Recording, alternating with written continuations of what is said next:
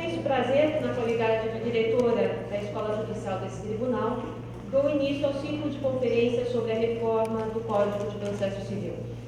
Trata-se a evidência de tema atual e extremamente relevante, já que todos nós estamos ansiosos por respostas quanto às inovações perpetradas pelo novo Código Civil, no Código de Processo Civil. E neste ciclo, a escola optou por priorizar uma visão panorâmica do novo Código e, quando da última palestra, fechando-se então esse ciclo, tentar estabelecer uma ponte com a área em que atuamos para que, esperamos posteriormente, por ocasião da nossa semana institucional, possamos realizar uma abordagem mais diretamente vinculada à nossa área, mais direta e especificamente vinculada à nossa área. Portanto, para a primeira palestra, temos o prazer de receber o professor Dr. Antônio Carlos Marcato, que é mestre, doutor e livre docente pela Faculdade de Direito da Universidade de São Paulo, professor dos cursos de graduação e pós-graduação da mesma faculdade e desembargador aposentado do Tribunal de Justiça de São Paulo. Portanto, professor, passo-lhe a palavra e peço-lhe licença para me retirar e retorno ao final da sua palestra para a entrega do certificado. Muito obrigada. Fique à vontade.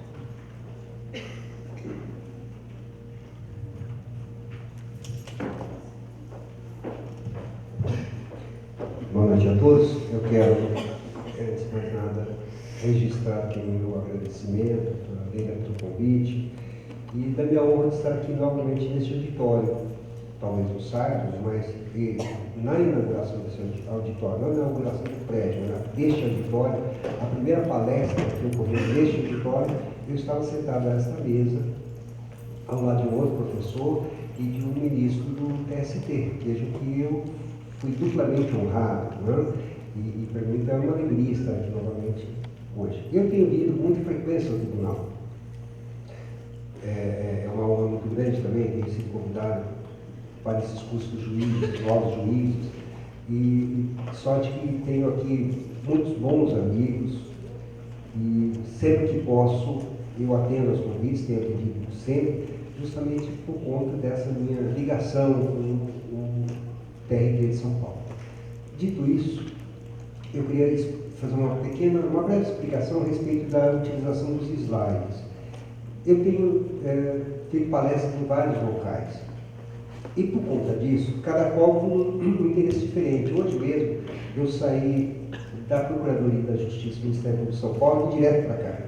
E lá eu tive uma palestra envolvendo a MP, basicamente a MP.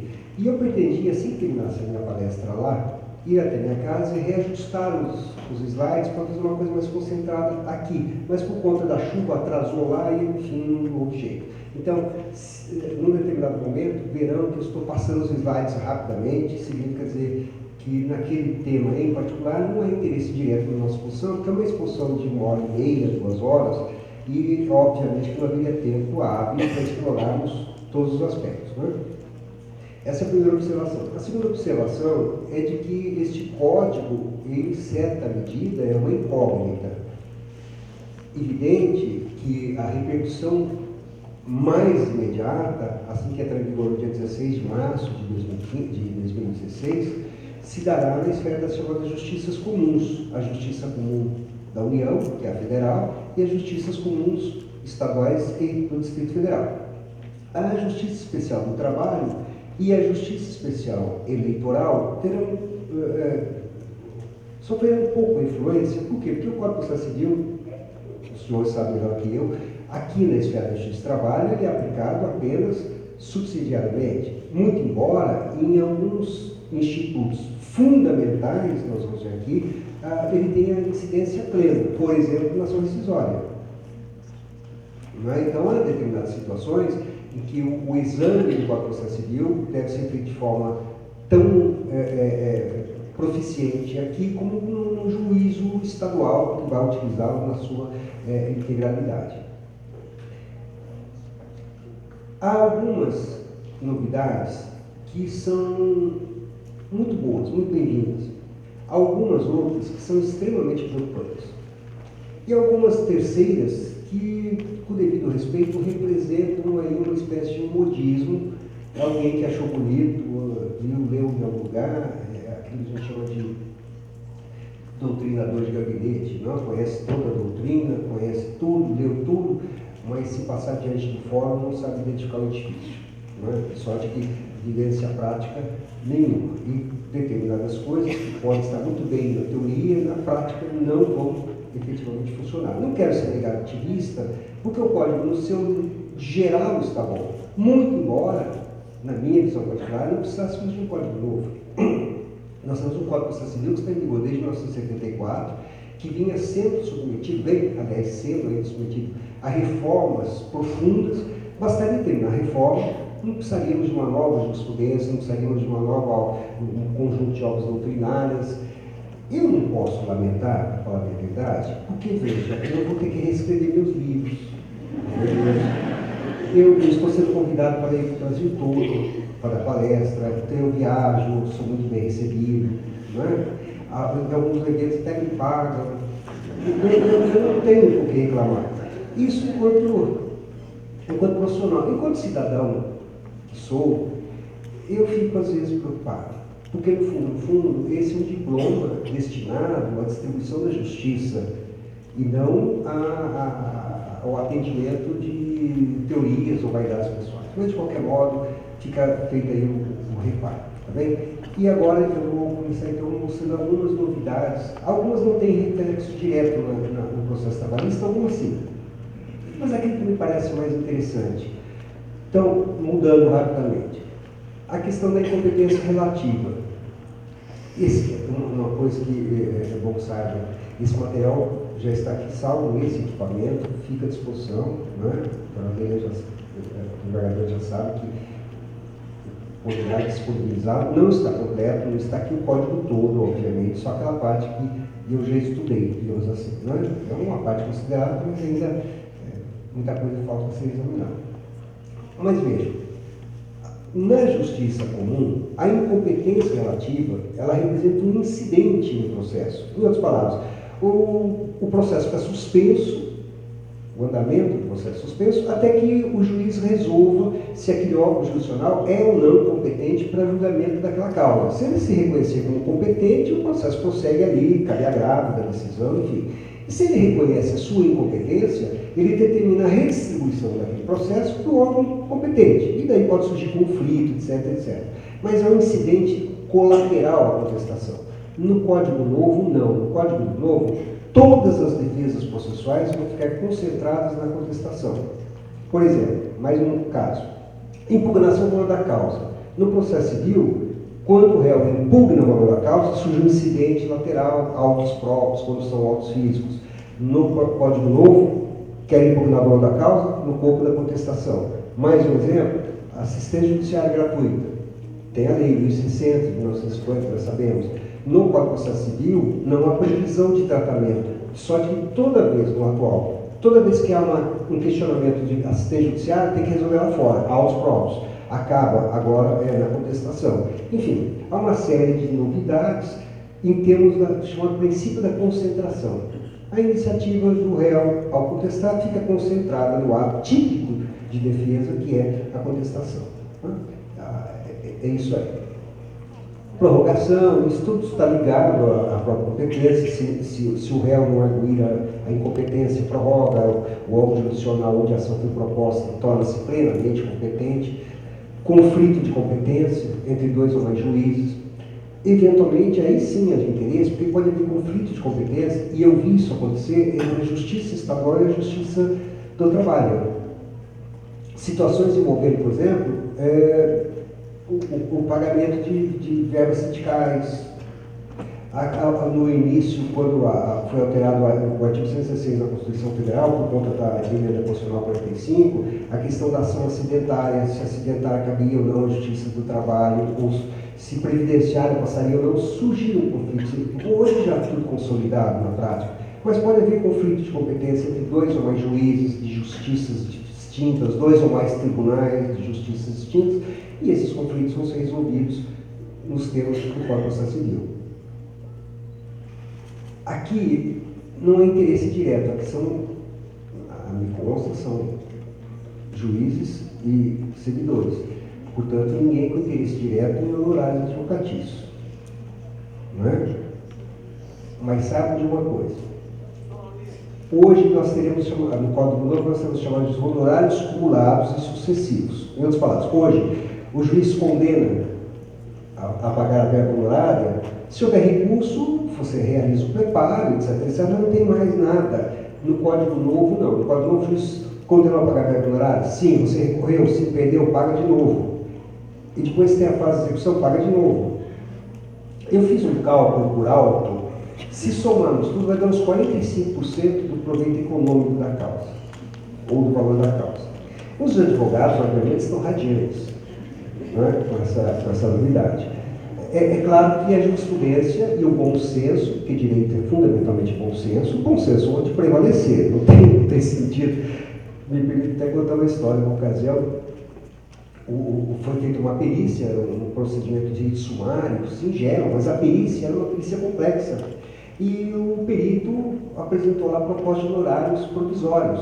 E o honorário superava o valor em jogo da causa. Imagina, a ação era uma ação de cobrança, foi de 10, e a verba pericial que eles estavam dizendo 12. E o juiz estabeleceu. E daí a parte agravou, eu fui relator do agravo, a parte dizia o seguinte: olha, nesse caso, quem ganha a causa, perdendo ou não, é o perito. Não é? Se eu ganhar, eu ganho 10, o perito vai ganhar 12. Se eu perder, eu perco 10, o perito de qualquer forma vai ganhar os 12. A causa foi feita para ele. E houve redução. Houve redução e tal, enfim. Mas eu estou querendo dizer o seguinte: essas verbas cumulativas, elas podem representar, em última análise, um desalento, ou um óbice mesmo, a você explorar todos os graus de jurisdição. A ideia, creio que também é essa. É uma forma de você limitar o acesso aos tribunais, criando uma contingência de natureza econômica. Mas, enfim, vamos ver o dia a dia como é que resolverá. Aqui é a questão do litisconsórcio. Isso interessa, porque o litisconsórcio é uma regra relacionada a qualquer tipo de processo, seja ele de qualquer natureza. O problema é o seguinte: no Código atual, Código de 74, em vigor, não ficou muito bem clara a figura do litisconsórcio, principalmente do chamado litisconsórcio unitário. E isso, na prática, eu diria, mas isso é pura discussão acadêmica. Não é. Porque, na prática, dependendo da relação litisconsorcial, o resultado do processo pode ser nulo. Totalmente nulo, inclusive comportando-se trânsito julgado em ação rescisória. Por quê? Porque quando o litisconsórcio é necessário, como o próprio nome diz, necessariamente, dele deverão participar todos os protagonistas envolvidos na relação litigiosa. Um que não participe gera nulidade do resultado final do processo. Mas o artigo 48 do Código de Processo Civil em vigor, ele confunde litisconsórcio necessário com litisconsórcio unitário. Ora, no necessário, o que se exige é a participação de todos os interessados no processo. No unitário, o foco é outro. O litisconsórcio unitário é aquele, os colegas sabem disso, em que o resultado do processo, seja ele qual for, será necessariamente idêntico para todos. Pensem, o MP promove uma ação declaratória de nulidade de casamento. Réus necessariamente serão mãe de mulher, é necessário. Mas o resultado final, seja qual for, será necessariamente igual para os dois. Não tem sentido dizer que o casamento é válido para um do para o outro. Só que o código acaba confundindo necessário com unitário, como se houvesse uma relação imediata e permanente entre os dois. Não há. Pode haver litisconsórcio necessário que não seja unitário e vice-versa. E o Código Novo estabelece essa distinção e, com isso, afasta risco de nulidades. O fundamental é que afasta risco de nulidades. É uma questão agora de melhor interpretação. Isso aqui é pura justiça do trabalho. Não é?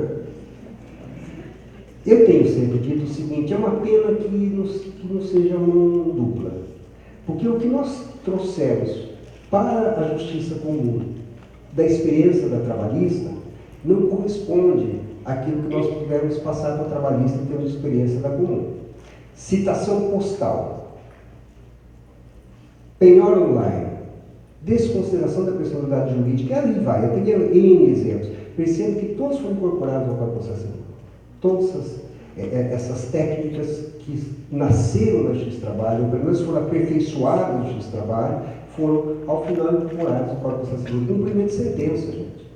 Ainda que o procedimento seja um pouco mais diferenciado, mas cumprimento de sentença, cumprimento voluntário, é tipicamente da esfera da Justiça do Trabalho. Isto é, sem querer fazer demagogia, não é o caso, mas as justiças comuns devem muito, em termos processuais, à Justiça do Trabalho, em termos de experiência, de vida, de resultados práticos. Pragmaticamente, é muito importante. Agora, não há muita reciprocidade, quer dizer, pergunta, cabe monitória no processo trabalhista? Alguns falam sim, falam não.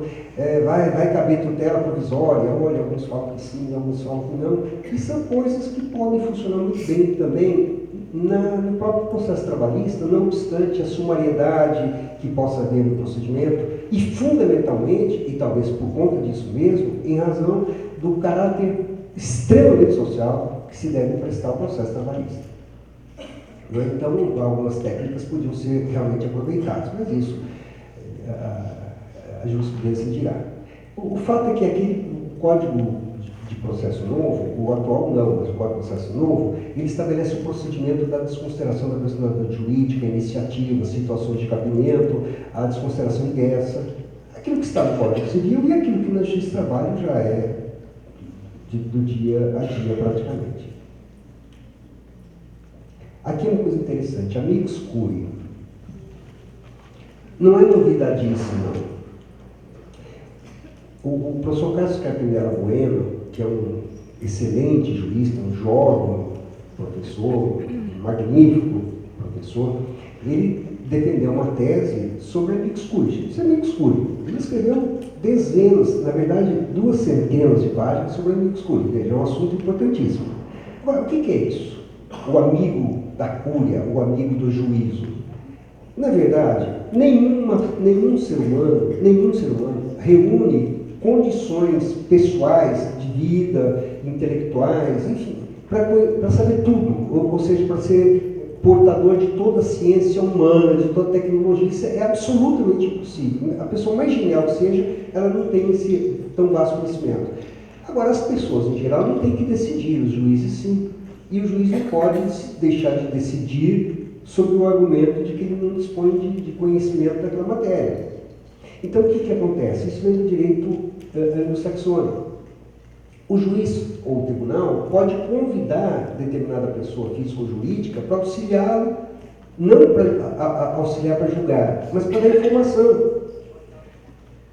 Ou alguém se oferece para o juiz ou o tribunal e diz o seguinte, olha, se quiser, eu estou à disposição. E esse ingresso é voluntário, ninguém pode ser compelido a ser amigos curiae, ninguém pode compelir o juiz ou o tribunal a aceitar. Mas às vezes é fundamental, o exemplo que tem sido muito utilizado é aquele caso do Supremo Tribunal Federal envolvendo aborto no feto anencefálico. Aquela questão de saber se a mulher pode abortar, se aquele aborto é terapêutico ou não, se aquele é crime ou não, extrapola muito o campo do direito. A questão ali não é jurídica só, ali tem repercussão religiosa, tem repercussão ética, tem repercussão médica, filosófica, enfim. E os ministros supremos, por mais cultos que possam ser, eles são ministros supremos. Ou seja, não são filósofos, não são religiosos, não são médicos, são juristas. E a questão jurídica eles resolvem muito bem, mas é interessante que eles sejam informados por outros meios de saber, né? Pelos detentores de outros conhecimentos. Só que tem um detalhe, o amicus curiae não pode entrar no processo como um terceiro interveniente, como é o caso do litis denunciado, como é o caso do opoente. Ele não pode ter interesse direto na causa. Ele é convidado, ou ele se oferece, porque ele conhece uma área da ciência humana que pode ser importante para influir no julgamento. Está até imperfeito, só que fizeram o amicus curiae no Código Novo, com todas as características que eu mencionei, mas olha lá o parágrafo 1º e olhem o parágrafo 3º. A intervenção de que trata o caput não implica alteração da competência, nem autoriza interposição de recursos. Ressalvada a posição de embargos declaratórios. Então pode. Parágrafo 3º, o amicus curiae pode recorrer, então pode mesmo. Então, em outras palavras, ele não é bem um amicus curiae, não. Ele é uma espécie de um assistente. Agora, ele vai recorrer do quê? Ele vai recorrer porque ele não ficou conformado. Se ele ficou conformado, é porque o interesse dele não foi atendido. Mas ele não pode o interesse dele a ser atendido. Então, é um negócio meio esquisito. Não foi isso que o professor Castro escreveu, mas foi isso que o legislador fez.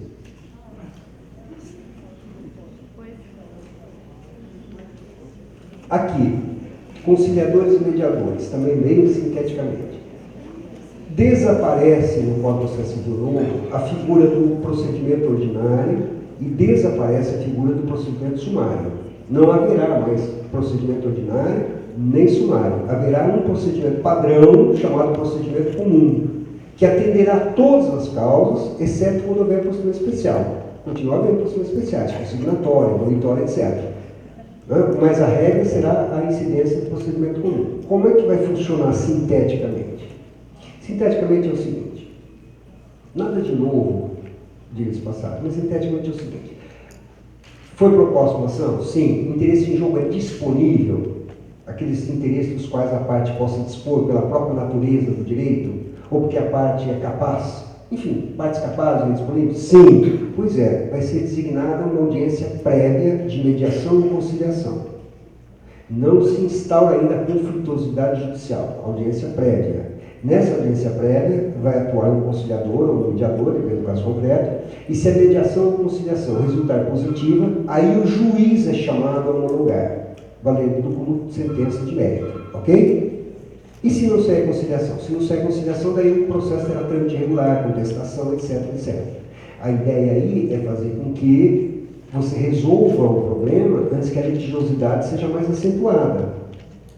Hoje, no Código de Processo Civil em vigor, existe aquela audiência do artigo 334, sabe? A audiência do 334 é a audiência depois que o réu já contestou. Eu costumo dizer brincando o seguinte: o autor xingou a mãe do réu na petição inicial. O réu retrucou e xingou a mãe do autor na contestação. O autor replicou e xingou de novo. Daí o juiz designa uma audiência e pergunta se eles têm acordo. Claro, não é? Sim. Além do que, o juiz não tem formação profissional para isso. Tem que ser conciliador ou mediador. Não tem. Não sei aqui, porque não é meu campo de vivência, mas na Justiça Estadual tem lá os funcionários abnegados que não ganham um tostão mais por conta disso. Fico lá, aí o pessoal chega e fala assim: tem acordo? As pessoas falam: não, uma frustrada tentativa. Ninguém tentou nada, na verdade. Faz de conta que tentou, faz de conta que não fez, faz de conta que tudo faz de conta, que é para atender uma exigência legal, mas que na prática não funciona. Então o que acontece? Essa conciliação e essa mediação serão presididas por conciliadores e mediadores, não juiz de direito, conciliadores e mediadores qualificados. Serão órgãos auxiliares do juízo. São pessoas que serão recrutadas por concurso público. Por exemplo, o MP de São Paulo, a Escola do Ministério Público de São Paulo, já tem criado cursos de mediação e conciliação. Portanto, serão pessoas... Vejam, o que é melhor para resolver uma mediação em matéria de família? Um juiz ou um psicólogo? Juiz não é preparado para mediação também, nem para conciliação, é formado para decidir, é claro que. Mas não é a formação dele, não é a expectativa dele. E hoje no Brasil é isso que acontece. Vamos ver se funciona. Quando o projeto ainda estava no Senado, um dos integrantes da comissão do Senado, foi meu aluno, chegou para mim e falou: olha, eu perguntei para ele, ninguém sabia bem o que estava acontecendo, eu falei: olha, como é que está essa história do projeto? Me dê uma novidade. Professor, tem uma novidade excelente. Qual será? Ele falou: é que agora vai haver uma audiência prévia de conciliação e mediação, e se sair tudo bem, não precisa ter prosseguimento do processo, resolve ali. E eu falei: olha, você me perdoe, mas a primeira lei processual civil brasileira, chamada Regulamento 737 de 1850, tinha essa tentativa de conciliação e não deu certo. Eu falei: depois veio a lei de juizados especiais, também não deu certo.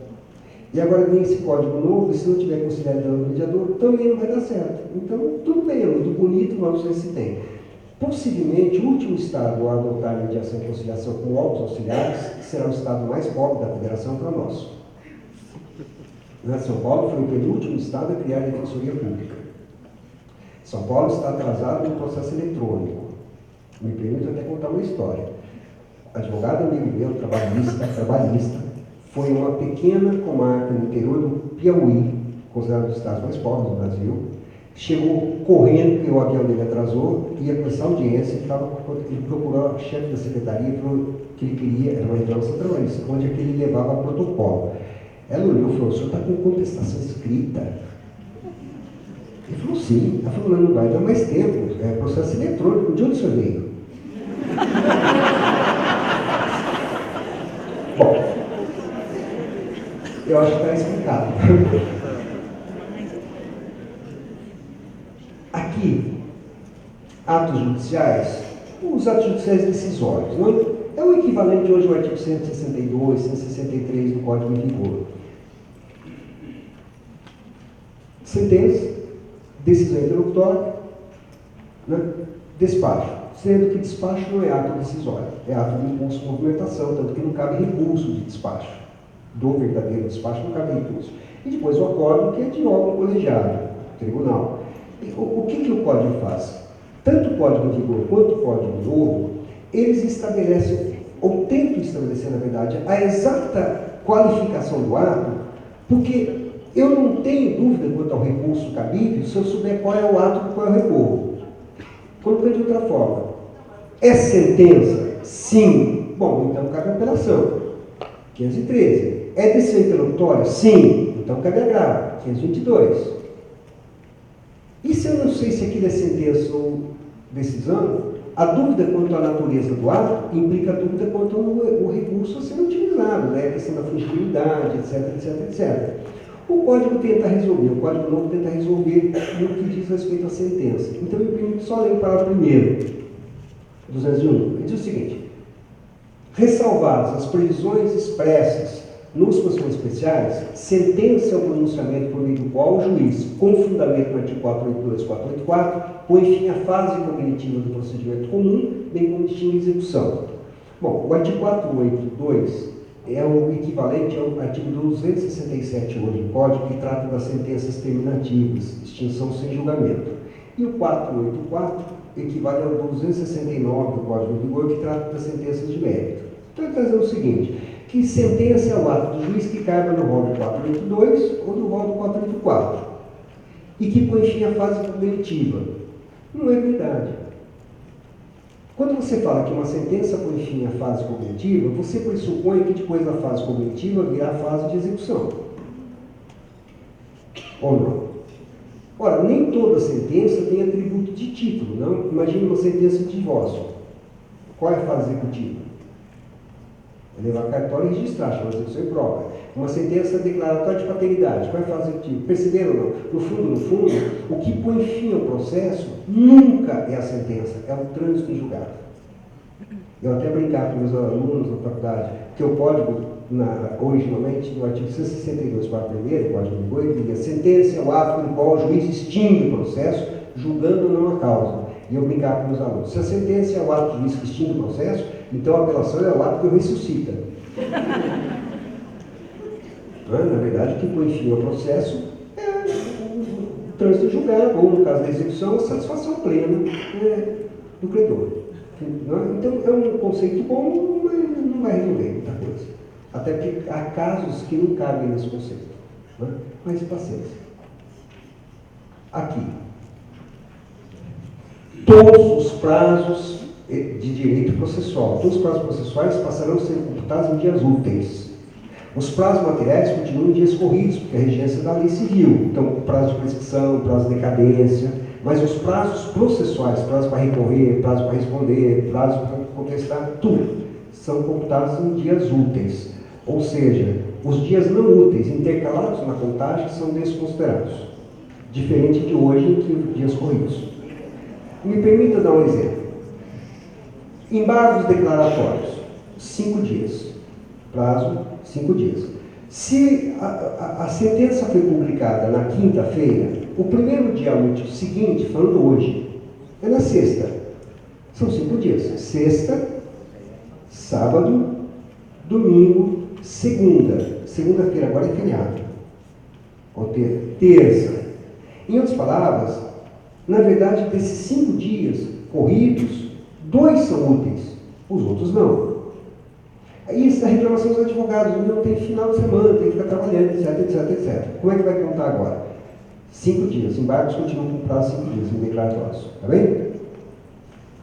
Publicou na quinta? Sim, sexta, segunda, se for dia útil, terça, quarta, quinta. Entenderam ou não? O sábado e o domingo intercalados não serão computados. Então, na verdade, darão 7 dias corridos. Se houver feriado, 8 dias corridos. Se for carnaval, 10 dias corridos. Se for na Bahia, um mês inteiro. Aí, eu estou brincando, claro, por causa do carnaval. Não devia ter falado isso, mas tem certas coisas que... Bom, esses dias úteis, portanto, serão computados dessa forma, só que tem um problema. Você vai ter que comprovar no seu recurso que aquele dia, o primeiro ou último, foi feriado local ou não houve atividade forense. Por exemplo, aquele dia houve correção parcial, então o fórum estava fechado, você vai ter que provar. Ou naquele dia foi feriado municipal, você vai ter que provar.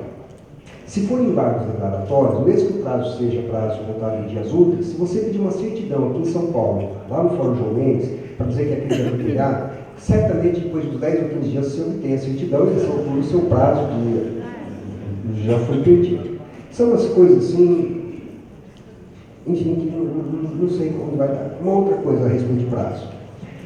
O Ministério Público, a Defensoria Pública, Ministério Público, Defensoria Pública e Advocacia Pública, MP, Defensoria, Advocacia Pública, todos passam a ter prazo em dobro. Excetuando os prazos próprios, todos os prazos passam a ser em dobro e em dias úteis. Isso tudo em atenção a garantir a duração razoável do processo, conforme informado. Interessante observar ainda que todos os recursos passam a ter prazo de interposição e resposta de 15 dias úteis, salvo embargos declaratórios. Hoje agravo prazo da urgência. Código Novo 15. Hoje o recurso interno no Tribunal de Decisão Burocrática, chamado agravo regimental, que nem tem previsão no Código Novo, no Código atual, mas tem no novo, das decisões burocráticas dos relatores, caberá agravo. Hoje 5 dias. Código Novo, 15 dias úteis. E se o recorrente for o Ministério Público, 30 dias. Se for a Defensoria, 30 dias. Se for a Advocacia Pública, 30 dias. E se houver desconsórcio com advogados distintos, 30 dias. Aqui tem só uma diferença. Hoje, no artigo 191 do Código de Vigor, está dizendo o seguinte: litisconsórcios com advogados distintos têm prazo em dobro. Litisconsórcios com advogados distintos, basta que que os autores ou que os réus tenham advogados diferentes, distintos, poderes distintos, para que qualquer prazo seja computado em dobro. No Código Novo essa regra é mantida, mas com uma ressalva. Os litisconsórcios com advogados distintos terão prazo em dobro, desde que os advogados distintos também sejam de escritórios distintos. Não pode mais contratar advogados do mesmo escritório para ganhar prazo em dobro, como hoje às vezes se faz. Né? Então, só terá prazo em dobro se os advogados forem distintos. Claro que não haverá prazo em dobro no processo eletrônico.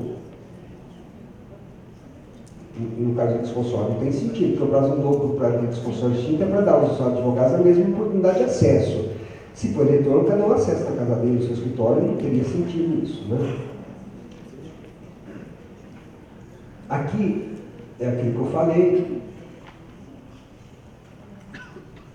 Aqui tem esse 220 eu acho maravilhoso. Muito bonito explicar. Vocês têm que conhecer a história que está por trás disso. Muitos não sabem, mas até a emenda 45 de 2004, assim chamada reforma judiciária, os juízes de primeiro grau e os desembargadores de segundo grau e os ministros dos tribunais superiores tinham férias coletivas.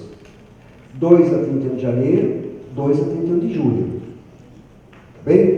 Havia uma grita no sentido de que essas férias coletivas estavam protelando o resultado do processo, que só atrapalhavam o resultado do processo, enfim. Quando chegou lá na Constituinte, uma advogada paulista, deputada federal na época, que integrava a Constituinte, apresentou uma emenda e, com base nessa emenda, extinguir as férias coletivas, exceto nos tribunais superiores.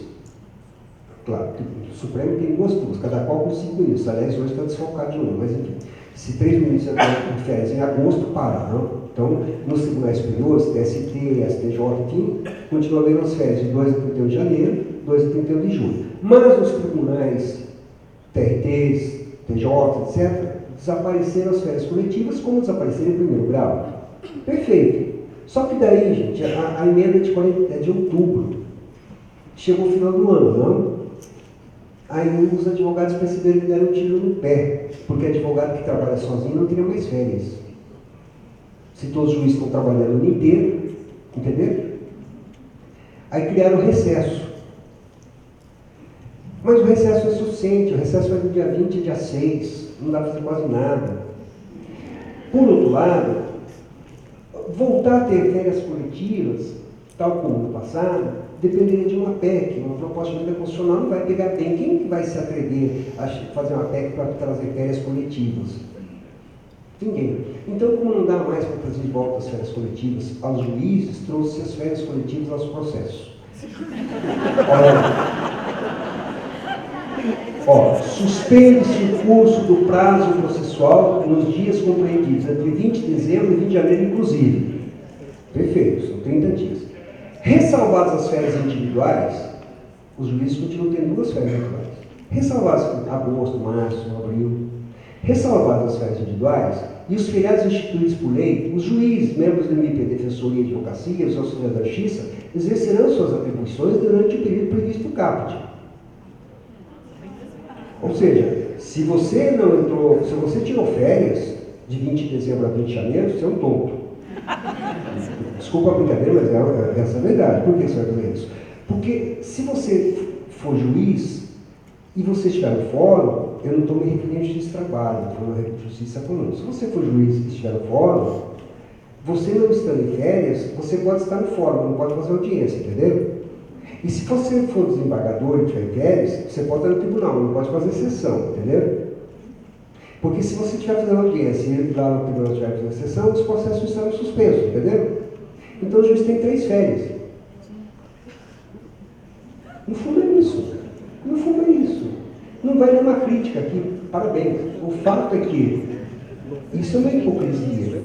No fundo, eles teriam sido mais coerentes se criassem um outro mecanismo para dar as férias para os advogados. Porque isso aqui é lobby da OAB. A OAB foi quem fez o lobby mais intenso lá no Congresso Nacional. E entre nós, eu não estou nem questionando a legitimidade ou não disso, porque cada um vai defender seus interesses.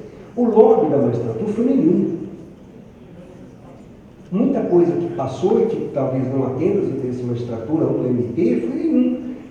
E eu posso dizer isso com absoluta tranquilidade, porque a Associação dos Magistrados do Brasil, a AMB, criou uma comissão para acompanhar o projeto.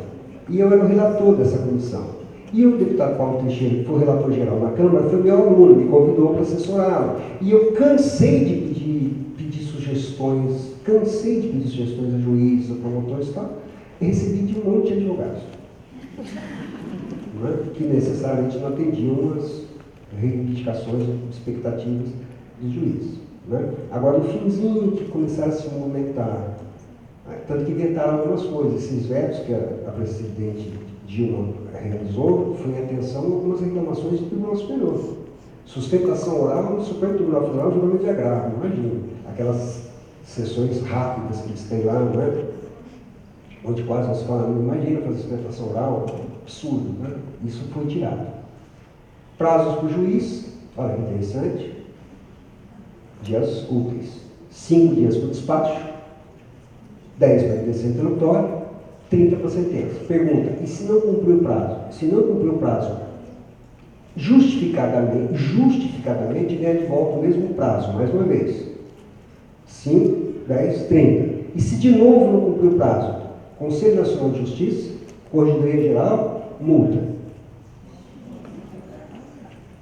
Sabe o que os juízes vão fazer? Não mandar a conclusão. Claro.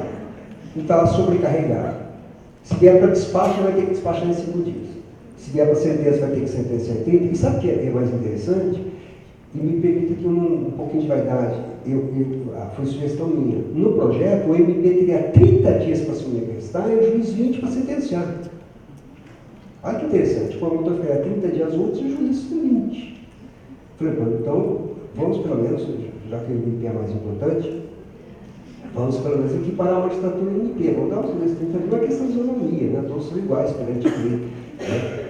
E daí eles alteraram. Umas coisas assim, gente, que não são só movimentos. Pois não? Esses dias são úteis também?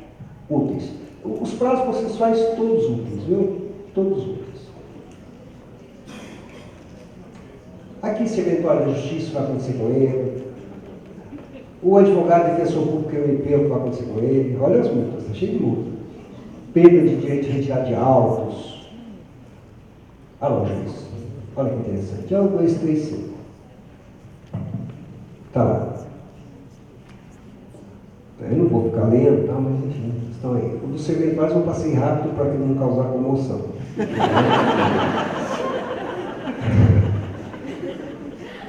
Comunicação dos atos processuais. Aqui, gente, eu não vou ficar particularizando. Citação, intimação, carta rogatória, precatória. A única novidade que tem aqui, a única novidade, na verdade, assim, de modo vulto, é que os advogados poderão intimar os advogados.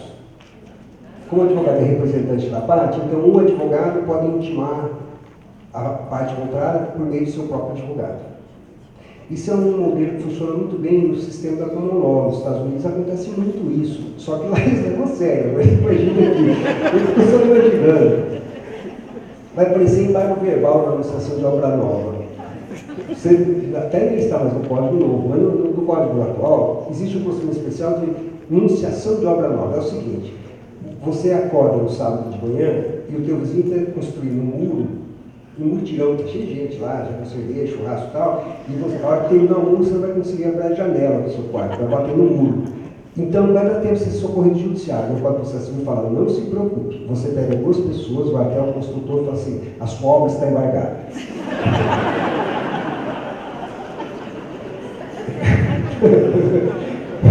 Mas vai sair de lá, tiro, né? Bom, citação, nada de novo, citação pessoal, pelo correio, hora certa, carta rogatória, precatória e arbitral, que agora tem a comunicação entre os órgãos jurisdicionais estatais e os órgãos jurisdicionais arbitrais, que hoje parece que não há dúvida nenhuma de que a arbitragem é atividade jurisdicional privada, ao lado da atividade jurisdicional pública. Né? Agora tem cumprimento por telefone. Isso aqui, esse pessoal acha que é novidade.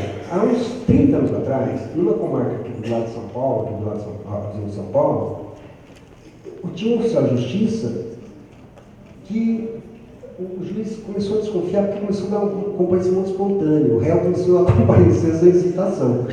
Aí um dia o juiz estranhou, porque réu comparecer espontaneamente, sem citação, daí o juiz falou assim, como é que o senhor ficou sabendo que o senhor era réu? Ah, o fulano me telefonou. Aí descobriu-se que lá ele tinha implantado um sistema de citação telefônica. Ele pegava o catálogo do telefone e ligava para o fulano e falava assim, ó fulano, tem uma audiência, não vai perder, se você perder vai ser revelia, por favor, venha. E daí ele não precisava cumprir mandado. Entendeu? E ele estabeleceu a citação, isso é uma coisa de 30 anos atrás. Agora eles estão colocando aqui a intimação telefônica, mas não é. A secretaria pode ir por telefone. Aliás, em habeas corpus, mandado de segurança, com liminar, isso é possível hoje. Não é? Eles falam em telex, gente. Vocês sabem o que é telex? Telex. Intimação, nada de novo, a pessoa vai te falar. Ah lá. 273. Se enviar a intimação por meio eletrônico e não houver na localidade de publicação de órgão oficial, incumbirá o escrivão, chefe de secretaria, intimar todos os advogados. Não, não é aqui, quer ver? Vamos ver.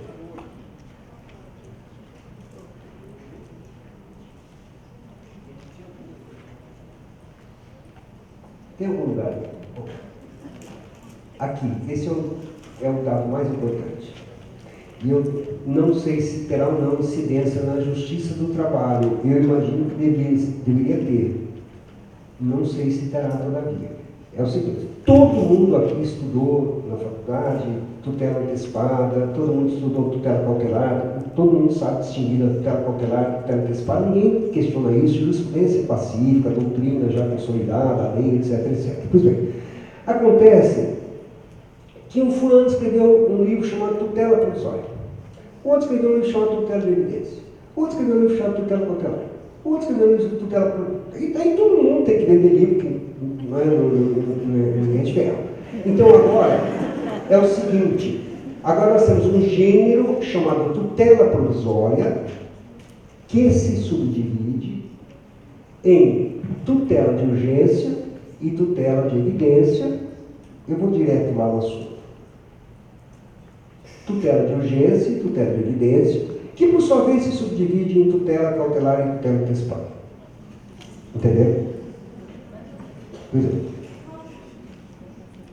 Até aí nada de novo, os pressupostos não perigo imóvel, perigo fumos boniúricos, quando for a tutela de urgência ou de emergência, segundo alguns, tutela de evidência, quando não houver prova pré-constituída, em situações que você não independe ou prescinde de risco de dano iminente, etc. E, enfim, gente, a doutrina que nós todos conhecemos, a jurisprudência que nós todos conhecemos. A grande novidade, a grandíssima novidade está aqui.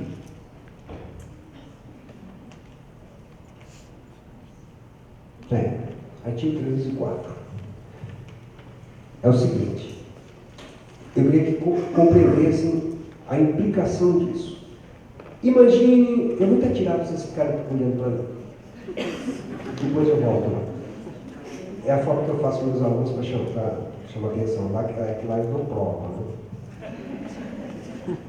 Falando sério. É o seguinte. Você promove uma ação, não importa que isso é da justiça, você promove uma ação, o réu é citado regularmente, assegura-se o réu direito de defesa, as partes podem produzir as provas, o juiz preside o processo em contraditório, etc. E daí, quando o juiz tem um conhecimento pleno, chamado de convenção plena, exauriente, e daí dá uma sentença absolutamente fundamentada, etc, o réu apela, suspende tudo. Ou a parte derrotada apela, suspende tudo. Porque a apelação tem tal efeito suspensivo, salvo que não tiver. Mas tem efeito suspensivo como regra. De acordo ou não? O que foi a grande bandeira lá no Senado a respeito da apelação? Vamos tirar o efeito suspensivo da apelação. Em apelação não vai ter mais efeito suspensivo. Apela, mas cumpra. Execução provisória. Vamos tirar. Essa foi a grande bandeira. E por conta dessa grande bandeira, lá no Senado, o ministro Fux defendeu essa bandeira de forma muito incisiva, estabeleceu-se no projeto e posteriormente no Código Novo o seguinte princípio: as decisões judiciais têm eficácia imediata, salvo quando a lei ou o juiz dispuser de sentido oposto. Então, olha a regra geral: as decisões judiciais têm eficácia imediata. Tá bem? A regra é essa. O que vinha na sequência? A apelação não tem efeito suspensivo. Saiu assim do Senado. As decisões judiciais têm eficácia imediata, a apelação não tem efeito suspensivo. Lá adiante, nos recursos em espécie, tá bem? Foi para a Câmara. A Câmara, o projeto tem várias versões. Terceira, quarta, quinta versões. A apelação não tem efeito suspensivo. Aí houve uma pressão enorme, vocês vejam o peso de uma pequena palavrinha. Tiraram não. Então está dito o seguinte: as decisões judiciais têm eficácia imediata. Aí você chega na apelação e fala assim: a apelação tem efeito suspensivo. Ou seja, continua exatamente como é hoje, ok? Agora, vamos voltar lá. É isso que eu queria que compreendesse. O juiz, imagine, foi proposta uma ação indenizatória? Sim. Processo por réu foi citado regularmente? Sim. Assegurou o seu réu ampla defesa? Sim. Foi possível produzir provas? Sim. Tudo feito? Sim. Debate integral, ampla defesa, contraditório, devido processo legal? Sim. O juiz sentenciou, absolutamente convencido de que o autor tem razão? Sim. E condenou o réu? Sim. E o réu condenou, e daí ele suspende tudo. Não vai ter eficácia, estão de acordo ou não? É assim, essa é a realidade hoje, é a realidade no Código Novo, nesse particular. Vamos à tutela provisória. Você chega para o juiz e fala assim: eu quero uma tutela provisória antecipatória, porque tem esse problema aqui. E daí o juiz, lendo a sua petição inicial, eventualmente com documentos, pode ser que não os tenha, e se ele entender que ali há um mínimo juízo de plausibilidade, que ele primora alguma coisa, ele te concede a tutela provisória. O juiz concede a favor do autor. Aí o réu é intimado dessa decisão citada, intimado dessa decisão, e poderá agravar de instrumento, nos poucos casos de agravo de instrumento, aliás, poderá agravar de instrumento em 15 dias úteis. Pergunta: e se o réu cientificado da tutela provisória concedida com base numa cognição sumária do juiz a respeito dos fatos, se o réu não agravar em 15 dias. Se o réu não agravar em 15 dias, a tutela provisória fica estabilizada. Ela passa a ser uma tutela provisória estável. Provisória enquanto tutela estável com relação aos seus efeitos. E daí? Aí que acabou o processo. Eu não falei ação política, que acabou o processo. Já tem título, já está tudo direitinho. Está reclamando do quê? Assim, se eu quiser reclamar agora, se você quiser reclamar agora, você vai ter que entrar com uma ação para reformar, alterar, tá? Uma ação anulatória daquela decisão, e você tem 2 anos para fazer isso. Então, daí eles falam assim, ó, não pensa que é coisa julgada, isso aí não é coisa julgada material, não. A gente fala, bom, se não é coisa julgada material, o que é isso? Só não é coisa julgada material. Tanto que cabe ação, não cabe rescisória, cabe ação anulatória. A gente fala, tudo bem, e se eu não entrar com ação anulatória em 2 anos? Ah, se você não entrar com ação anulatória em 2 anos, aí a tutela provisória, já que estava estabilizada, se torna definitiva, entendeu?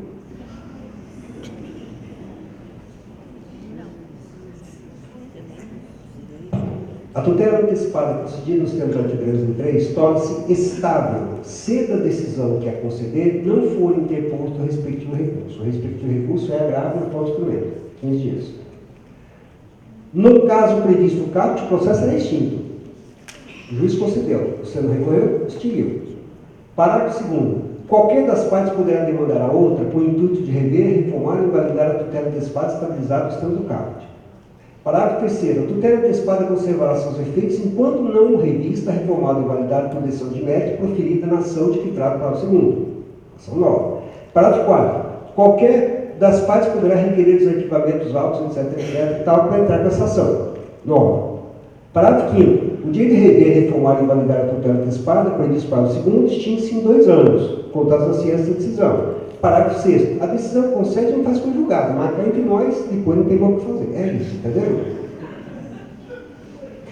Ou seja, não tiveram a coragem de assumir que isso é sim coisa julgada material. É sim coisa julgada material. E sabe o que é pior? Sentença terminativa poderá comportar no futuro rescisória. Terminativa. Esta não.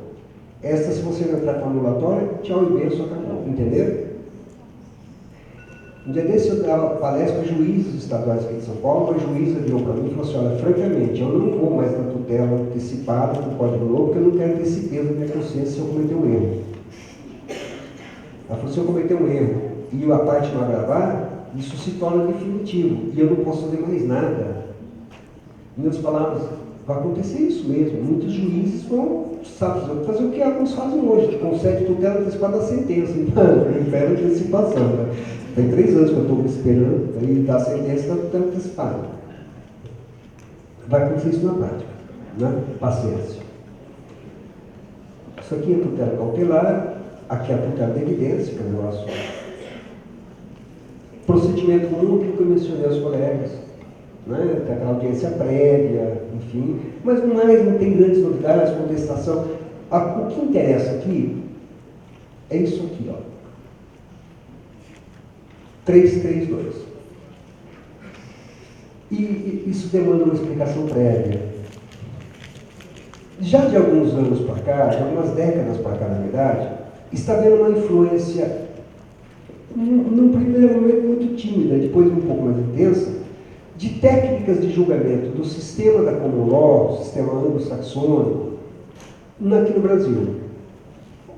Numa colocação muito primária. O que significa isso? Significa dizer que os juízes da common law, do sistema anglo-saxônico, não é que não decidem com base na lei, como o juiz brasileiro o faz. Eles decidem fundamentalmente com base em precedentes dos tribunais superiores, matéria de direito. Precedentes. Qual a vantagem de você decidir com base em precedentes do Supremo, uma súmula vinculante? Porque fica entre nós. Se o juiz decidir com base em uma súmula vinculante do Supremo, acabou, não? E qual é a vantagem de uma súmula vinculante? Bom, você sabe que você não pode fazer aquilo lá, porque se você fizer, já está. Os precedentes consolidados dos tribunais superiores, eles transmitem estabilidade, você sabe que aquela decisão está, e eles está previsibilidade, você sabe o que vai acontecer se surgir aquela situação. Então, no decorrer do tempo, essas técnicas vão ser incorporadas ao Código de Processo Civil brasileiro. O direito brasileiro, súmula vinculante, não é só processo civil. Mas o Código de Processo Civil hoje, por exemplo, o artigo 285-A, o juiz, claro que quando se fala em precedente, é matéria de direito, inteligência da lei, aplicação, etc. O juiz que já julgou 2, 3 causas envolvendo a mesma matéria de direito, se ele julgou improcedente, na 4ª tentativa, ele nem vai mais mandar citar o réu, vai julgar improcedente de plano.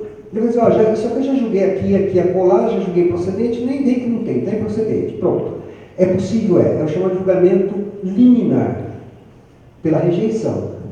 Hoje é possível o juiz fazer isso com base em precedentes dele ou do tribunal. Na lei nova, não. No Código Novo, está aqui, 332. Nas causas que dispensa fase instrutória, até que se houver fase instrutória, que é matéria de fato, se é matéria de fato, não pode haver julgamento precedente em matéria de direito. Nem precisa ter dito isso, mas enfim. Nas causas que dispensa fase instrutória, o juiz, independentemente da citação do réu nem é citado, julgará liminarmente improcedente o pedido que contrariar. Primeiro, enunciado de súmula do Supremo do STJ. Não súmula vinculante, qualquer súmula do Supremo do STJ.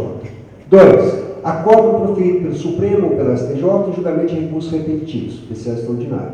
3. Entendimento firmado, incidente e resolução de demandas repetitivas na solução de competência. 4. Enunciado de súmula do Tribunal de Justiça sobre direito local, municipal e estadual. É isso. Em outras palavras, a possibilidade de um juiz de primeiro grau interpretar a lei desaparece quando houver esses precedentes. Entenderam? Alguém diria, bom, mas é juiz de primeiro grau, tudo bem, né? Enfim, tribunal vocês vão ver daqui a pouco. Aqui é aquela audiência de conciliação e mediação. Aqui é contestação, nada de novo. Aqui não interessa. Aqui.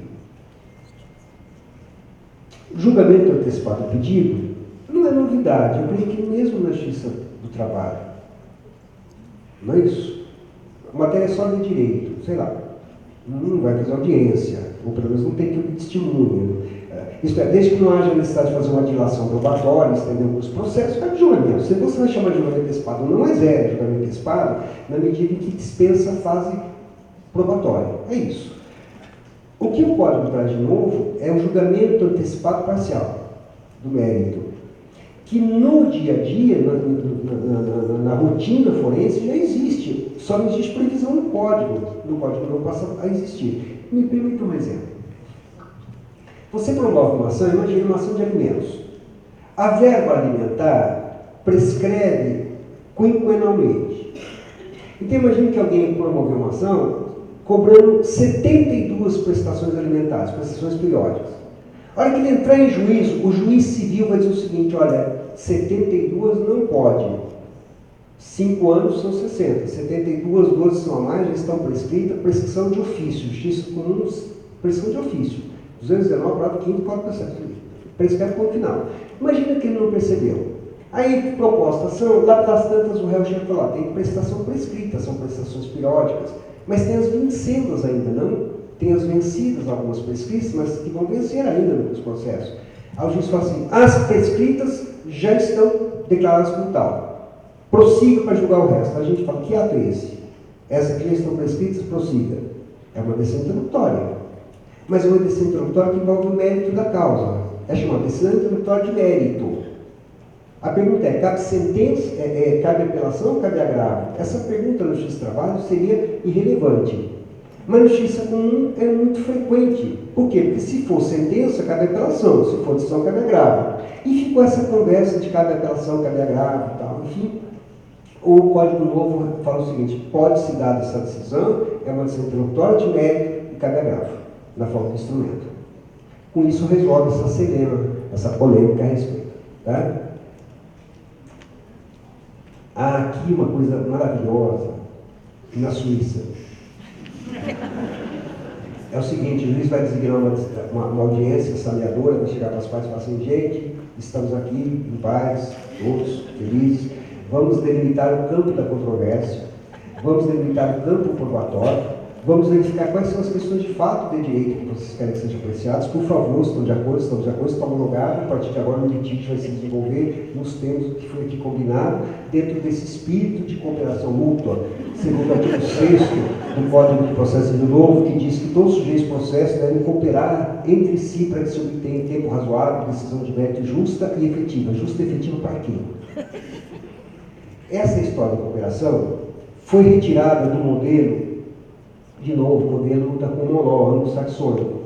Os colegas talvez não se recordem, mas principalmente em alguns estados norte-americanos e na Inglaterra, há uma fase preliminar no processo chamada recovery, ou discovery, melhor dizendo.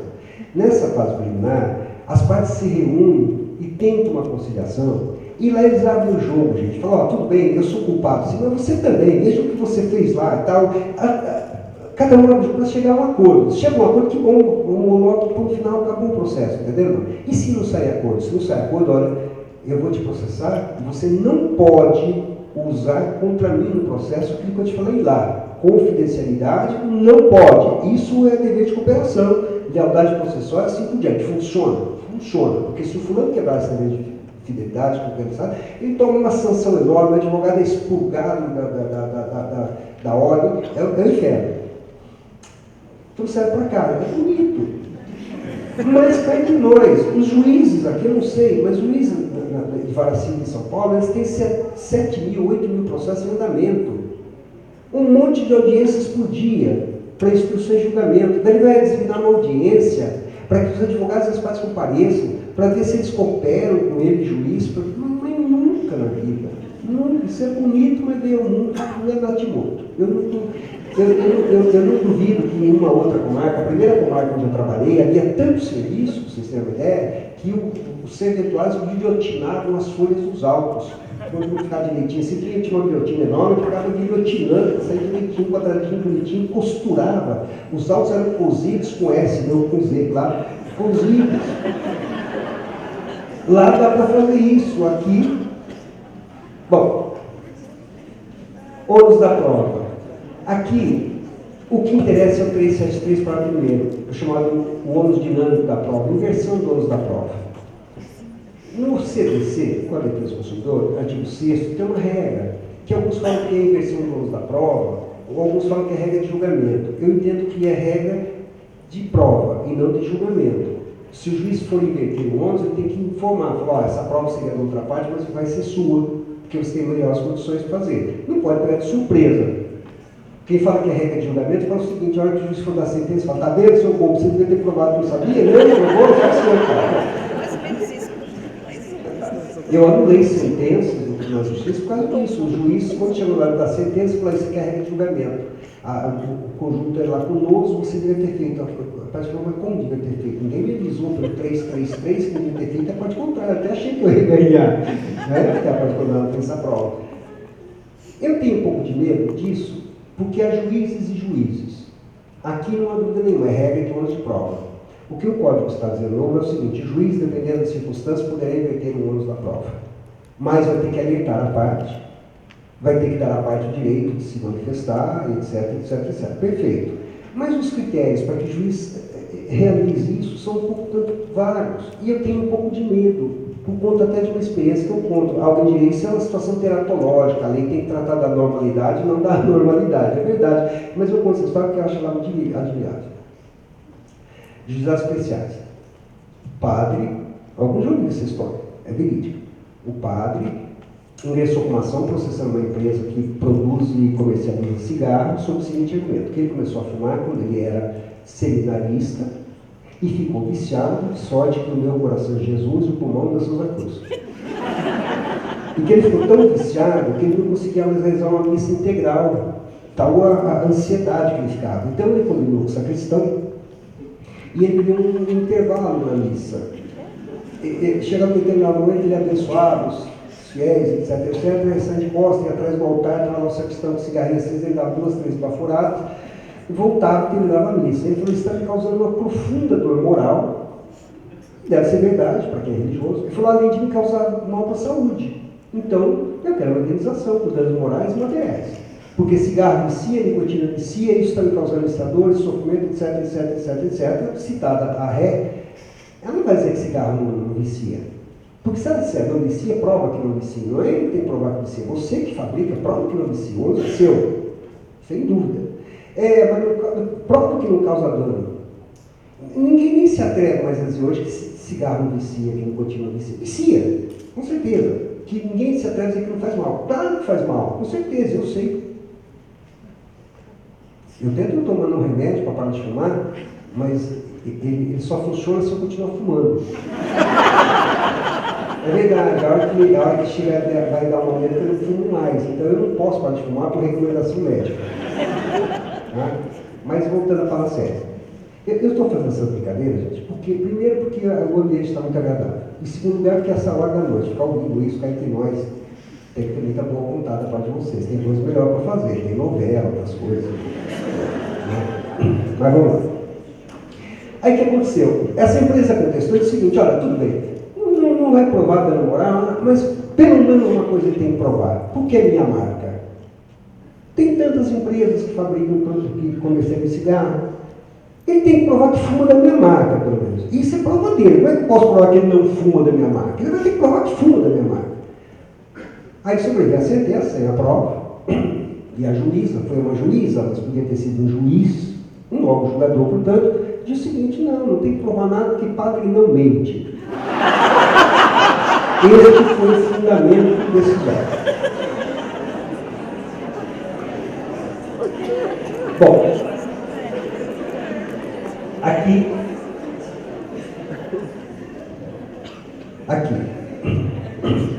lembra que eu falei do juiz devendo decidir com base em olha, os juízes e tribunais observarão, em princípio deve ser interpretado como norma imperativa, cogente, não é que poderão observar, observarão, e verão que os 4 primeiros incisos observarão mesmo, até porque se não observarem cabe reclamação constitucional, além de recurso, tá bem?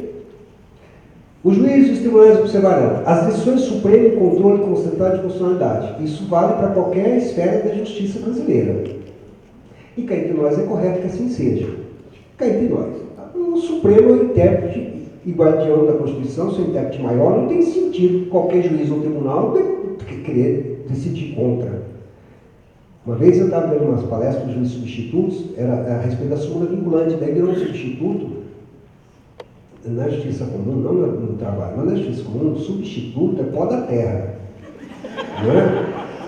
É 3 Is. Infecta, inferior, instância. Aí veio o substituto e teve o atrevimento de falar para mim que aquilo que eu estava dizendo a respeito de súmula vinculante, eu estou claro, com brincadeira, mas ele falou que aquilo atira a minha liberdade para decidir. Eu falei, não, impede que você decida errado. Porque, no fundo, qualquer juiz do tribunal que decidir essa matéria contraria do Supremo está decidindo errado. Então, isso não é tirar sua liberdade de decidir. Até porque a competência é do Supremo para decidir essa matéria. Depois, os juízes tribunais observarão os enunciados de súmula vinculante. Nem precisava, está na Constituição. Não só juízes e tribunais, a administração pública direta e indireta também. 3. Os acordos no incidente de assunção de competência ou de resolução de demandas repetitivas em julgamento de recurso extraordinário, especial repetitivos. 4. Enunciados de súmula Supremo em matéria constitucional e do STJ em matéria infraconstitucional. Eu fico indagando qual seria a súmula Suprema em matéria infraconstitucional e do STJ em matéria constitucional. Né? Porque tem uma leizinha aí de 5 de outubro de 88, eu não lembro o nome dela, uma vontade de Constituição Federal, que define exatamente a competência do Supremo 102 e do STJ 105. Quer dizer, umas bobagens, só para uma interpretação. Depois, os enunciados de súmulas do Supremo, orientação do plenário ou do órgão especial aos quais estiverem vinculados. Vocês percebem que, tirando acho que as 3 primeiras, tirando a última ou a penúltima e última hipótese, as outras todas são de cumprimento obrigatório. E eu queria que entendesse uma coisa. Na técnica de julgamento com base no precedente, tem que levar em consideração 2 tipos de precedentes. O precedente vinculativo e o precedente persuasivo. No Brasil, hoje, enquanto não entra em vigor o Código Novo, no Brasil, precedente vinculativo é tão só e exclusivamente súmula do Supremo. Qualquer outra súmula, inclusive do Supremo, é precedente persuasivo. Pode servir de instrumento de persuasão na hora de decidir, mas não é de cumprimento obrigatório. A pergunta é a seguinte: juiz substituto do último concurso não vitaliciado pode decidir contra uma acordo do Supremo Tribunal Federal? Contra uma súmula do Supremo? A resposta: pode. Se não for vinculante, pode. Claro que a decisão dele vai ser questionada, mas que pode? Pode. Aqui não pode mais, mas daí não é só juiz substituto do último concurso não vitaliciado. É também o vitaliciado, não é o do último concurso, é o do tribunal, qualquer tribunal, inclusive da esfera trabalhista, quando se tratar de orientação do Supremo, não do STJ, obviamente, mas do Supremo sim. Isso é uma implicação séria, que eu particularmente entendo possa dar algum tipo de problema. É claro que pode haver alteração do precedente, pode haver modulação dos efeitos precedentes, overruling, modulação retrospectiva, prospectiva, como já hoje na ação direta de inconstitucionalidade. Esse precedente não vale mais a partir de lá, ou não vale mais a partir de lá. Como fazem hoje com relação à declaração de inconstitucionalidade. Modificação do precedente pode haver, porque a vida é dinâmica e o precedente é estático. Não é? Aqui as decisões monocráticas do relator, eu não sei se isso é aplicado na Justiça do Trabalho no tribunal. Mas na Justiça comum, eu tenho que ficar enfatizando minha ignorância para ele não falar bobagem. Um dia eu falei que os embargos declaratórios na Justiça do Trabalho, no processo trabalhista, do Código de Processo Civil, alguém falou: não, tem lei já, tudo nova e tal. E eu não sabia, agora eu sei. Mas eu estou dizendo outra coisa, eu não sei se acontece ou não. Os juízes, os desembargadores na Justiça do Trabalho decidem monocraticamente recurso ordinário, por exemplo? Quando o recurso ordinário vai contra súmula do tribunal, orientação do tribunal, ele pode ou tem que colocar em sessão? Pode. Então é o 557 do Código de Processo Civil, por equiparação. Ou 557 do Código de Processo Civil foi incluído no Código por uma lei de 1996. E esse 557 ele ampliou o poder decisório dos relatores. E não só, ele criou também o recurso especial retido, o recurso extraordinário retido. É uma lei de 96, 9756, 96. E eu preciso dizer que essa lei ela foi elaborada a 4 mãos: um índio Yanomami e um analfabeto. Se vocês olharem o artigo 542, parágrafo 3º do Código de Processo Civil, quando ele fala de recurso especial e extraordinário retidos, a dicção é a seguinte: eu vou abreviar, ele fala assim: o recurso extraordinário ou recurso especial, quando interpostos, ficará retido. Está lá, olha o Código de Processo Civil, 542, parágrafo 3º. Erro de concordância gravíssimo. Você não passa no concurso, mas vira legislador. O outro, o caput do 557 diz lá: o relator negará seguimento a recurso quando a tese for contrária. Bom, mas daí não é negar seguimento, é negar provimento. Está confundindo admissibilidade com mérito.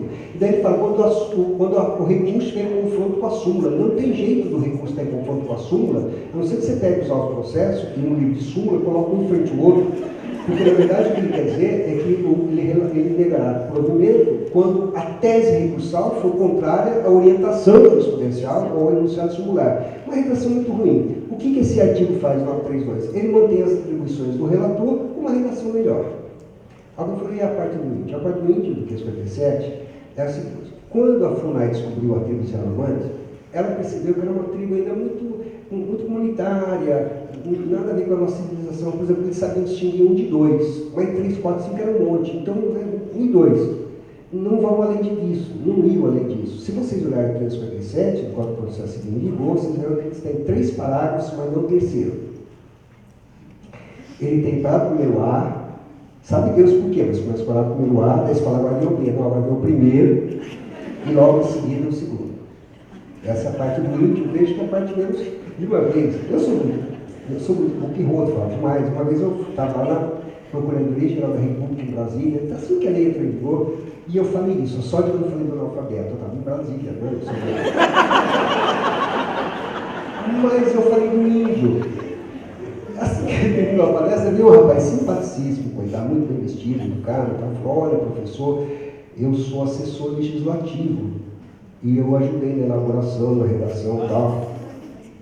Eu falei, eu gosto muito dos Yanomamis, que fique bem claro. Eu podia falar depois disso. Pronto. Uma vez, já que nós estamos contando o caso, eu fui convidado para dar uma palestra em Vitória do Espírito Santo. Era a primeira vez que eu ia lá. Aí, quando puseram a mesa, tinha mais gente na mesa que na plateia. Eu tinha mais gente, eu estava lá, mas não conhecia ninguém. Aí, terminei a palestra e tal, e veio um advogado lá no meio da plateia e falou assim, o que o senhor acha disso? E era uma bobagem enorme. E eu virei, eu falei, isso é uma bobagem. Onde já se viu como o juiz vai fazer isso? Eu falei, pois o tá aí do teu lado e faz lá.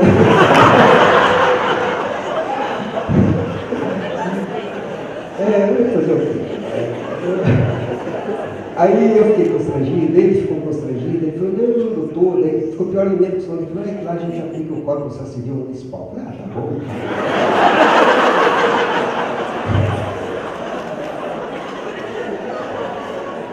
Ação rescisória. Olha,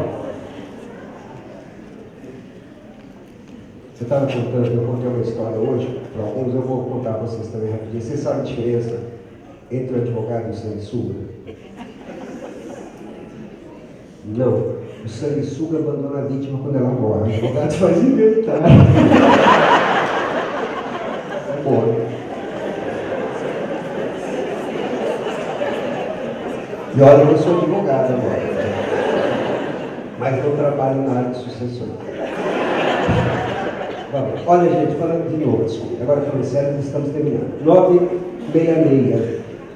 Esse rol do artigo 966 equivale ao rol do 485 do Código de Vigor. Igualzinho. Muda só o inciso 5. Porque no inciso 5 hoje fala assim: cabe rescisório quando a sentença violar literal disposição de lei. Violação de literal disposição de lei. Aqui está. Violar manifestamente norma jurídica. Está pior. Está bem pior. Primeiro que violar manifestamente, né, o advérbio aí está. Porque eu não sei como pode violar não manifestamente. Porque ou você viola ou não viola. O que ele quer dizer, talvez, é violar de forma inequívoca. Ou seja, quando não houver dúvida que violou, entendeu? É um negócio esquisito. Tem súmula suprema a respeito, precisa ter mexido. Depois, aqui olha que interessante. O parágrafo 2º, ele diz o seguinte, que caberá a rescisória daquela sentença que, embora não seja de mérito, impeça a nova repropositura da demanda ou impeça a admissibilidade de recurso correspondente. É interessantíssimo isso. Não precisava, porque a anulatória que já existe hoje é suficiente, 496. Mas é interessante. Eu vou dar um exemplo. O autor desistiu da ação? Sim, o autor desistiu da ação. E o juiz homologou? Sim, o juiz homologou. Que ato é esse? Sentença. Julgou mérito? Não. Uma sentença terminativa, artigo 267, inciso 1 do Código de Processo Civil. Ok? Não. O autor pode apelar? Apelar do quê? Ele desiste. O juiz homologa, não tem terceiro estado, não pode apelar. 15 dias depois, nem precisa de 15 dias depois, não cabendo apelação, preclusão lógica, trânsito julgado formalmente, novo julgamento de coisa, mesmo trânsito julgado formal. Aí ele percebe que ele foi induzido em erro. Hoje ele entraria com uma anulatória da sentença, 486. Aqui está dizendo que ele vai entrar com uma rescisória. Eu não vejo muito sentido, porque a rescisória exige caução, a rescisória é no tribunal. Pode fazer perfeitamente em primeiro grau, mas está aí, porque existe um autor que sustenta isso. Um dia que vocês lerem o autor, vocês vão saber quem escreveu esse parágrafo. Legitimidade para entrar com ação é interessante também. Olha, tem legitimidade para a procuração. Quem foi parte no processo, claro, no processo do qual sobrevém o ato rescindente. Tá? O Ministério Público, o terceiro juridicamente interessado, o Ministério Público, quando ele intervir, não foi intimado, enfim, o 487 do Código de Processo Civil. Acrescentaram e incluir inciso 4. Tem legitimidade para propor rescisória aquele que não foi ouvido no processo em que lhe era obrigatória a intervenção. Mas aquele que não foi ouvido no processo em que lhe era obrigatória a intervenção, não é o terceiro juridicamente interessado? Não parece que é a mesma coisa? Eu acho que é a mesma coisa. Mas é que tem uma tese doutrinária que o código atual não seria completo, porque faltaria isso aí, porque agora tem. Na verdade, isso aí é o inciso 3. Não precisaria. Também o que faz sobrando não faz falta. Não é? Olha lá outra coisa. Caução 5%. Como é hoje, só tem uma, e eu acho isso bom, honestamente. mas tem um limite. Hoje, se você entrar com uma rescisória de 5 milhões de reais, você paga calção de 5% sobre 5 milhões de reais, por valor da causa. Se você entrar com uma ação rescisória de 5 mil reais, você paga 5% de 5 mil reais. Vai continuar o percentual de 5%, mas com limite, 1.000 salários no máximo. Porque esse valor enorme, eventualmente o valor em jogo é muito grande e a pessoa tem até razão, tem até direito, mas não tem como prestar calção. Porque dependendo do valor, 5%, olha, 5% de 10 é pouquinho, 5% de 100 é um pouco mais, 5% de 1.000 vai subir. Então eles estabeleceram um corte de natureza econômica. Eu acho correto, não vejo nada de equivocado. Depois, aqui o 969 é o que diz que a rescisória não suspende a execução da sentença, o objeto dela. Nem podia, né? Senão não seria definitivo, enfim, nada de novo. Aqui sim.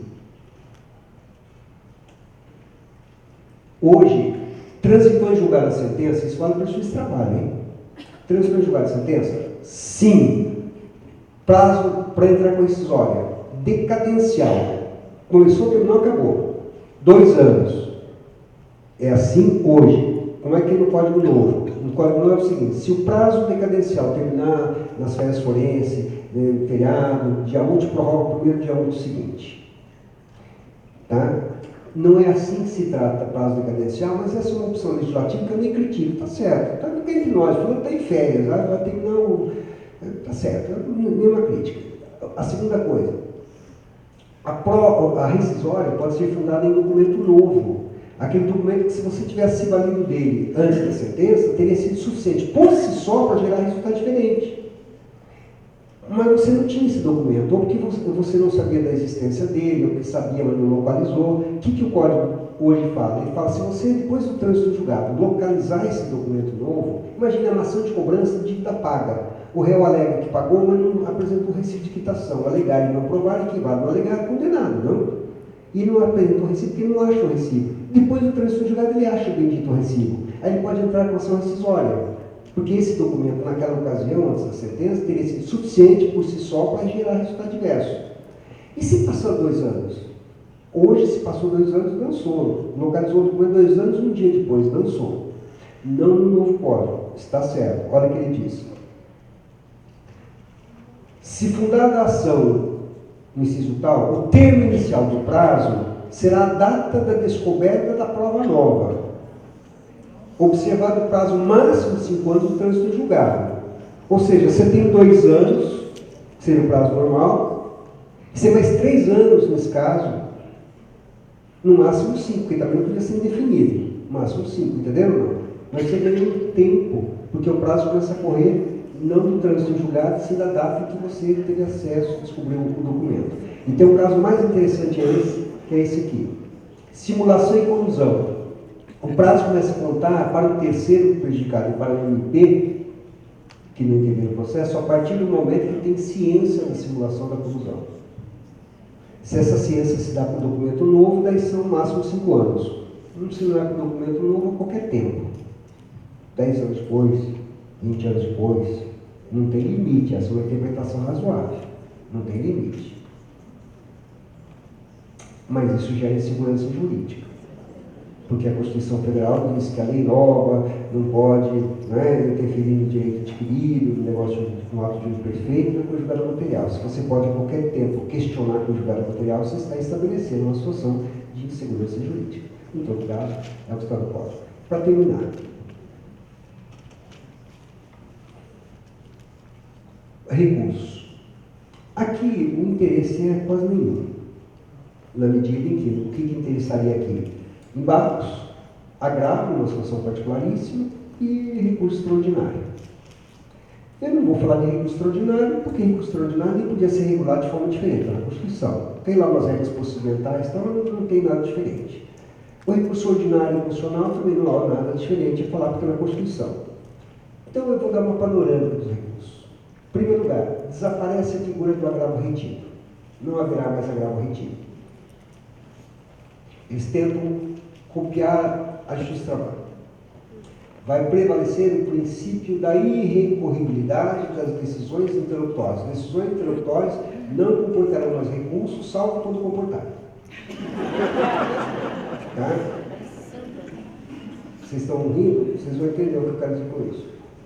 Em geral, as decisões interlocutórias não ficarão sujeitas à preclusão. De sorte que, se o juiz decidiu no caso de recurso, ou por ocasião da sentença, você apela, alega as razões contra razões, como se faz no recurso ordinário aqui na Justiça do Trabalho. De acordo? E o tribunal examina. Agora, e se naquele caso particular couber agravo de instrumento? São poucos os casos. E se couber agravo de instrumento? A resposta: se não agravar, preclusão, não discute mais. Aí você é obrigado a agravar. Naquelas situações que comportar agravo de instrumento, ou você agrava ou cala para sempre.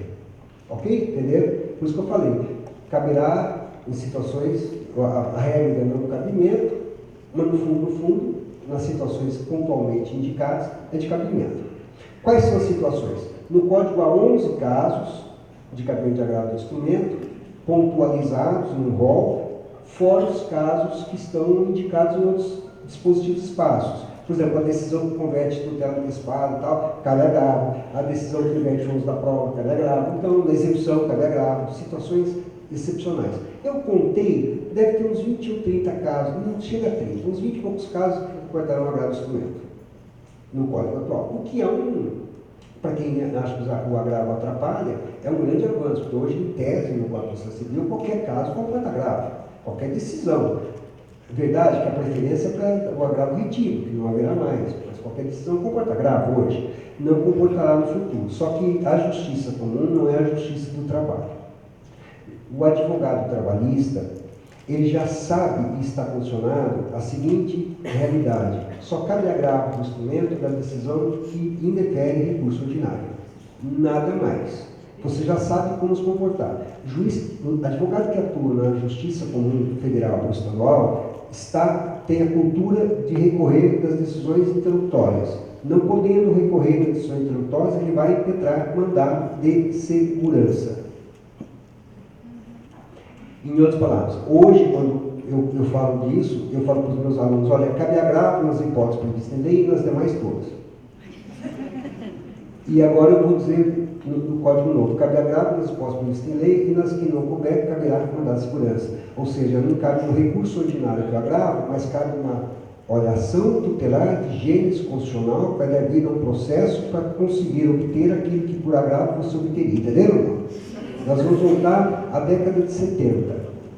Porque na década de 70 era assim: você agravava, como o agravo não tinha efeito expressivo e não tem até hoje, você agravava, mas a decisão ia se cumprir. Então, se agravava lá na vara e entrava mandado de segurança do tribunal. Aí, se o tribunal considerasse eliminar, o processo de mandado de segurança virava um zumbi, ninguém mais ligava para ele, porque tudo que se queria dele era obter eliminar. Obter, daí voltava a atenção aqui para a ação de despejo. E a ação tutelar que funciona no mandado de segurança foi lá jogada às falas. Vai voltar. Eu não quero ser pessimista, não é misonismo da minha parte, eu não sou contra novidades e tal, mas entre nós a gente tem que ter correspondência com a realidade. Vai voltar. Não é justiça do trabalho. Vai voltar mandado de segurança. Todo mundo com quem eu converso assim: o que você faria? Mandado de segurança, claro. Mandado de segurança. Vai virar a rotina. Quem cai é mandado de segurança. No passado era assim. O que você vai fazer? Muito tempo mandado de segurança. Não tem custo mesmo, não tem lugar de morar, para quê? Está lá. Ó, apelação, agravo do instrumento excepcionalmente, agravo interno, é a primeira vez que se coloca no código. Não que não exista o agravo interno, aqui no tribunal tem agravo regimental. Alguns chamam de agravinho, sim, não, o pessoal mais chegado e tal. Alguns falam agravo interno, alguns falam do agravo excepcional, que aqui, eu presumo, como em todo lugar, é prazo de 5 dias. Né? É o agravo interponível das decisões monocráticas dos relatores ou do presidente do tribunal, enfim, não é isso? Não há previsão no Código atual a respeito deles. Há quem sustente até que o agravo interno não é recurso, porque não tem previsão no Código. Existe a taxatividade dos recursos. A lei brasileira diz recurso e que a lei diga que o seja. Não tem lugar nenhum dizendo que o agravo regimental é recurso, a não ser regimento interno. O regimento interno é lei nesse sentido, entendeu? Agora, não há dúvida nenhuma, agravo interno é recurso. Tá? Não se falará mais agravo regimental. Agravo interno é recurso. Só que hoje no regimental do prazo de 5 dias excede 15 úteis. Embargo de declaração continua, ordinário, especial, extraordinário poderia ser diferente. O agravo em recurso especial extraordinário é o agravo que você interpõe da decisão que nega seguimento ao recurso especial extraordinário. Nada de novo também. Hoje o prazo é de 10 dias, passa a ser de 15 úteis. Nada de novo. Embargos de divergência, só quem atua em Brasília. Não é o caso aqui, então não vou falar sobre eles. Eu só dou uma visão panorâmica, não vou falar sobre eles. O que interessa mesmo é a apelação e os embargos declaratórios, e com isso encerro. Apelação. Primeiro, continua tendo efeito expressivo. Tirar aquela palavrinha. Segundo, a apelação continuará sendo, como é hoje, interposta junto ao juízo de origem, mas não passa mais pelo crivo de admissibilidade dele. Em miúdos, hoje, se você apelar fora do prazo, o juiz indefere. Se você apelar sem interesse, ele indefere. Se o seu recurso for deserto, ele aplica a pena e indefere. E da decisão que indefere a sua apelação, cabe agravo instrumento ao tribunal. Acaba isso aí. Se você apelar, código novo, se você apelar fora do prazo, o juiz recebe. Se você apelar sem preparo, o juiz recebe. Se você apelar de qualquer jeito, o juiz recebe, de qualquer que seja, manda intimar a parte contrária e depois manda para o tribunal, porque o juízo de admissibilidade não será mais feito pelo juiz de primeiro grau, e sim pelo desembargador relator. Os juízes de primeiro grau estão felizes, os relatores nem tanto. Mas, de qualquer modo, eles vão ter que examinar, não? Então, tanto faz, não, uma mais, outra menos. Não? Depois, embargos de declaração. Eu vou direto aos embargos de declaração, quer ver? Sim. Olha, isso aí eu fiz no final de semana, se cada um se diverte como pode, né? Porque eu ia dar uma aula, eu tive que fazer, eu falei, bom, já que vou ter que fazer mesmo. E isso dá trabalho, né? Você tem que formatar, colocar na comunidade, depois a letra fica pequenininha, você tem que aumentar, daí distorce tudo, então é uma delícia. Olha, cabe embargos de declaração contra qualquer decisão judicial. Isso põe fim a uma polêmica que, na verdade, nem existe mais. Por quê? Porque o Código atual, no artigo 535, ele fala caberá embargos declaratórios de acordo ou sentença. Acordo ou sentença, não fala em decisão, daí surge a seguinte dúvida, então não cabe embargo de decisão? Gente, quantas sentenças o juiz dá? Uma, como regra. Quantas decisões? Um monte de decisões. Onde há o risco de ser omissão, descuidado de contradição? Mais na decisão do que na sentença. Então, pacificou o entendimento que os embargos declaratórios cabem sim de decisão. No Código Novo não tem dúvida nenhuma. Os embargos caberão de qualquer ato decisório, sentença, acordo, decisão introdutória, desde que haja vício, não é? Ou descuidado de contradição, omissão ou erro material. Nenhum questionamento quanto a isso, está perfeito. Prazo é o único recurso que terá prazo de 5 dias úteis, como já é hoje, só que hoje são dias corridos. Os demais todos, insisto, 15 dias úteis, tanto para interposição quanto para resposta. Fungibilidade. Aqui, esse parágrafo terceiro é bem interessante. Eu confesso que aqui eu não sei como se processaria, mas é muito frequente, diante da decisão do relator, a parte opõe embargos declaratórios em 5 dias.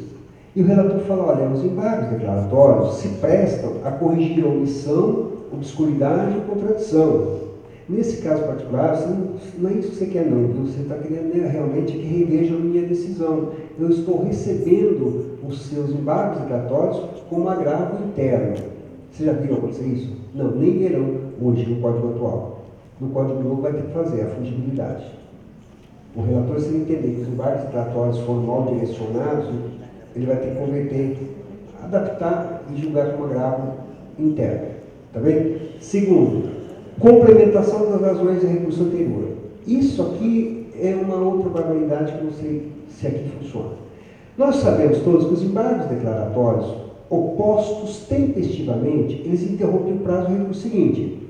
Se eu oponho embargos declaratórios, em 5 dias eu interrompo o prazo do recurso ordinário. E assim que os embargos são julgados, devolve o prazo do recurso ordinário. A mesma coisa na justiça comum, qualquer recurso.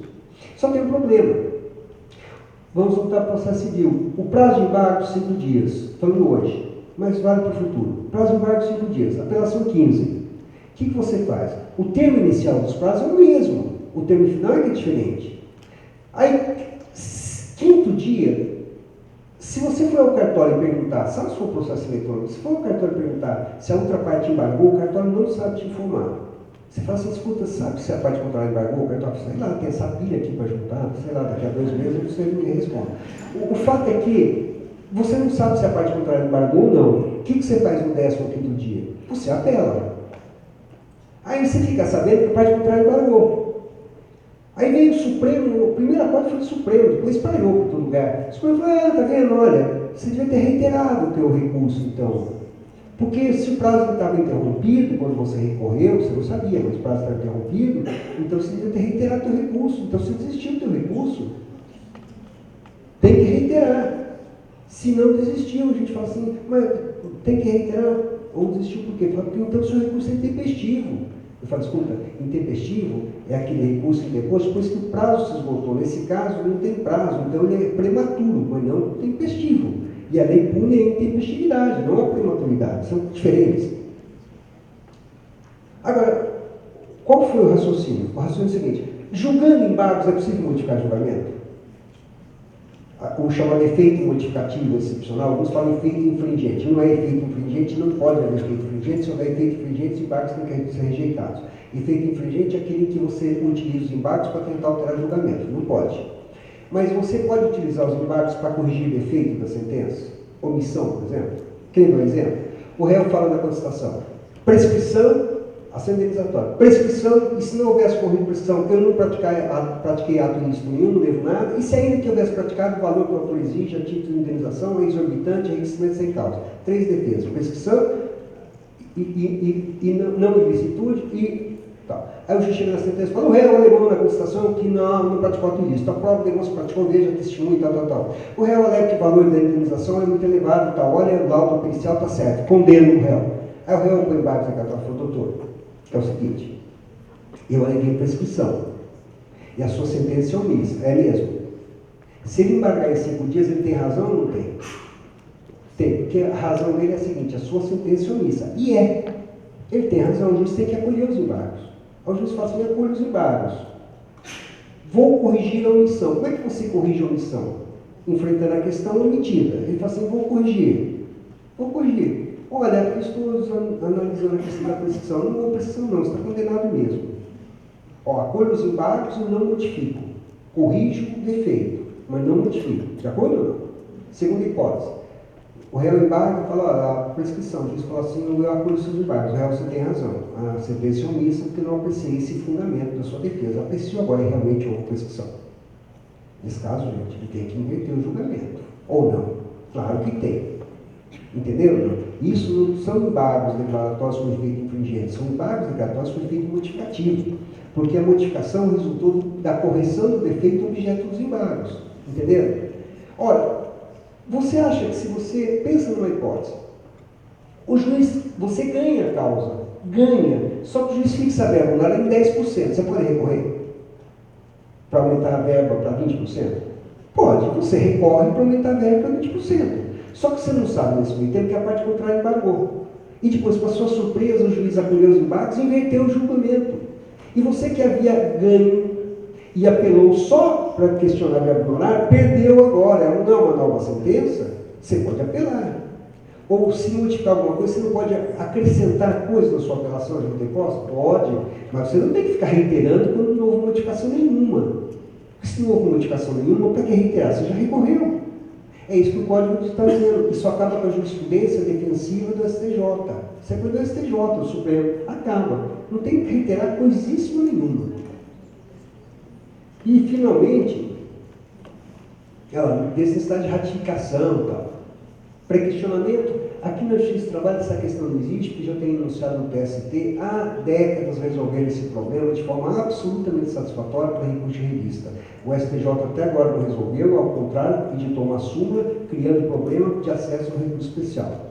Sinteticamente é o seguinte, pré-questionamento significa enfrentamento de uma questão de direito pelo tribunal.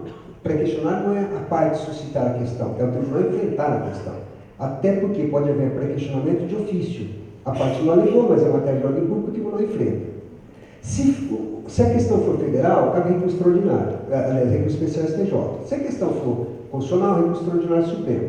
Na Justiça do Trabalho, cabe recurso de revista TST, como nós todos sabemos. Pois bem, eu entro com recurso ordinário, suscito uma questão, o TRT julga no enfrenta a minha questão, no pré-questionamento. O que eu faço? Embargos declaratórios para forçar o pré-questionamento.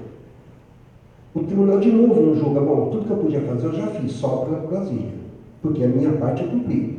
Mesma coisa do Supremo. Eu apelo e suscito uma questão constitucional. O tribunal julga a apelação e enfrenta a questão constitucional. Eu embargo de declaração, súmula 282 do Supremo, tem que embargar, para questionar. O tribunal de novo enfrenta, está para questionar no matéria constitucional.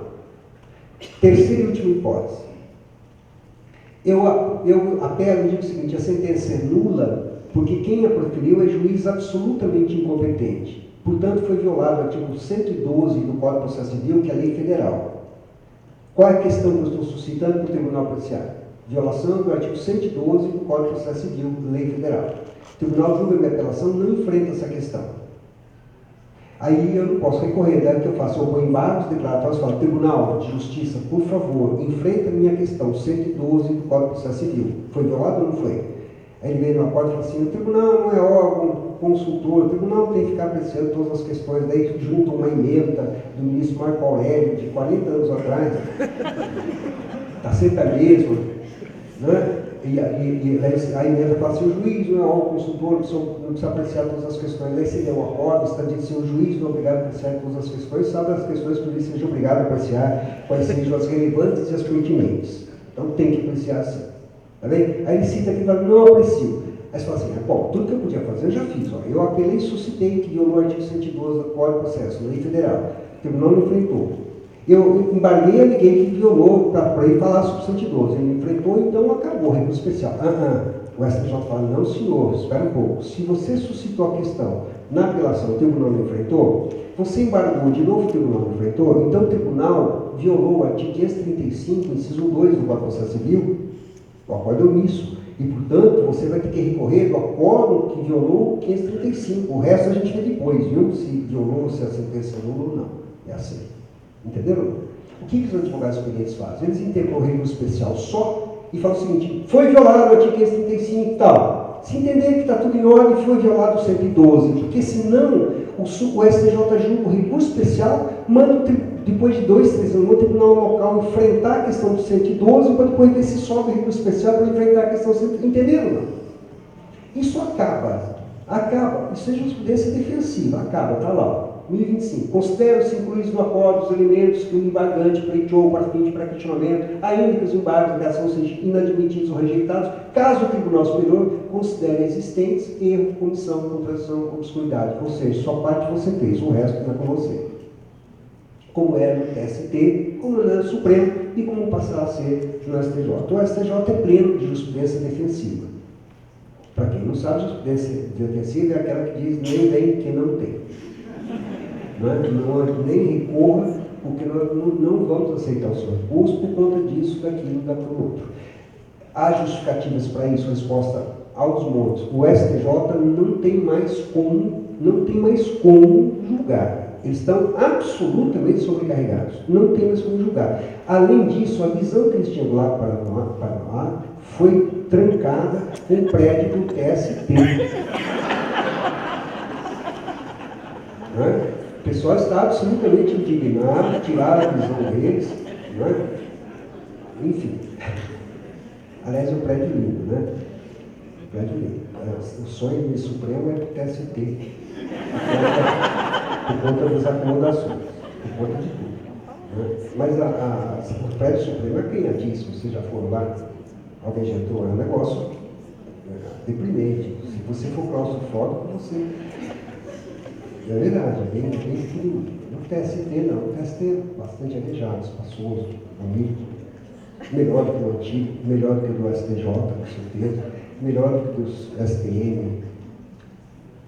Não ganha óbvio do TJ, mas também é demais, né? Mas o Tribunal de Justiça e Distrito Federal é territórios. Né? território. Na verdade, que não tem mais território. O último território era Fernando de Noronha, que foi incorporado ao Estado de Pernambuco. Mas eles continuam, o Tribunal de Justiça de terá território, continua havendo território. Eu sempre penso que talvez seja uma forma de deixar aberta a possibilidade de incorporação do Paraguai. Porque não tem nenhuma justificativa para manter esse tal do território. Eu fiz muita piada, mas eu reconheço que no meio das piadas eu falei algumas coisas de interesse. Né?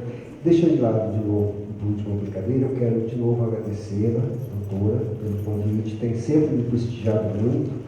Quero agradecê-los pela paciência, pela atenção. Eu tenho absoluta convicção de que quem vem para um evento como esse não tem a menor, e não é minha intenção mesmo, a menor intenção de impor opiniões ou impor ideias, e sim de suscitar dúvida, porque a dúvida é o início do conhecimento. Né? Quem nada duvida, nada sabe. E quem nada duvida, nada sabe, só tem certeza absoluta. Não é? Você sabe, certeza absoluta é igual a ignorância, não tem fim. Né? Ignorância é o tipo da coisa que não tem fim nunca, certezas absolutas também não. Então, se trouxe algum tipo de debate, algum tipo de questionamento, é aqui vale. Esse código ele está em período de vacatio legis, tem 7 vetos ou 8 vetos da presidente que ainda vão ser votados. Vai haver tempo bastante para que vocês familiarizem. Eu estou quase terminando meu código novo. Eu aviso quando for publicar, pela editora Atlas. Estou brincando, não vai sair agora não. Mas já tem boas coisas aí publicadas. Tem um trabalho do professor Cássio Capinella Bueno, que ele pega todos os artigos do Código Novo e faz pequenas notas, que é uma forma de você já ir se familiarizando. Está muito bom, muito bom. Não é exatamente um livro de doutrina, porque ele ainda não coloca doutrina ali, de forma do santo, tá? Mas é um bom livro. Eu já vi outras coisas que estão por aí, pelo amor de Deus. Né? É o que eu chamo de autoajuda jurídica. Como aprender processo em 46 páginas sem bibliografia. Né? Então, não perca o seu dinheiro, o seu tempo, principalmente suas expectativas. Muito obrigado a vocês todos. Boa noite.